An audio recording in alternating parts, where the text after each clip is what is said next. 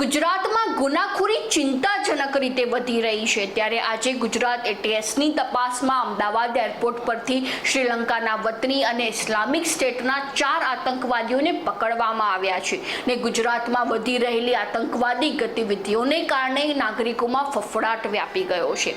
નમસ્કાર, ગુજરાત જો ટીવીની સાથે હું છું મેક્ષુ ઠાકર। અમદાવાદ ઇન્ટરનેશનલ એરપોર્ટ પરથી કેન્દ્રીય સુરક્ષા એજન્સી દ્વારા સોનાની દાણચોરી તેમજ અન્ય વસ્તુઓ પર ખાસ નજર રાખવામાં આવી રહી હતી। ત્યારબાદ કેન્દ્રીય એજન્સીએ એટીએસ સાથે ઇનપુટ શેર કર્યા હતા, જેથી ગુજરાત એટીએસે ખાસ નજર રાખીને અમદાવાદ એરપોર્ટ પર વોચ ગોઠવી દીધી હતી। ત્યાં એક શંકાશીલ વ્યક્તિની પૂછપરછ કરી, જેમાં સંતોષજનક જવાબ મળ્યો ન હતો અને ત્યારબાદ અન્ય 3ની પણ ધરપકડ કરવામાં આવી હતી। આ સાથે એટીએસે 4 લોકોની ધરપકડ કરી છે અને તેમની પૂછપરછ કરતા જાણવા મળ્યું હતું કે તે શ્રીલંકાનો રહેવાસી છે અને છેલ્લા ઘણા સમયથી આઈએસઆઈ સંગઠન સાથે જોડાયેલો છે। તમને જણાવી દઈએ કે હાલમાં ગુજરાત એટીએસે 4 આતંકવાદીઓને અજાણ્યા સ્થળે લઈ જઈને પૂછપરછ હાથ ધરી છે।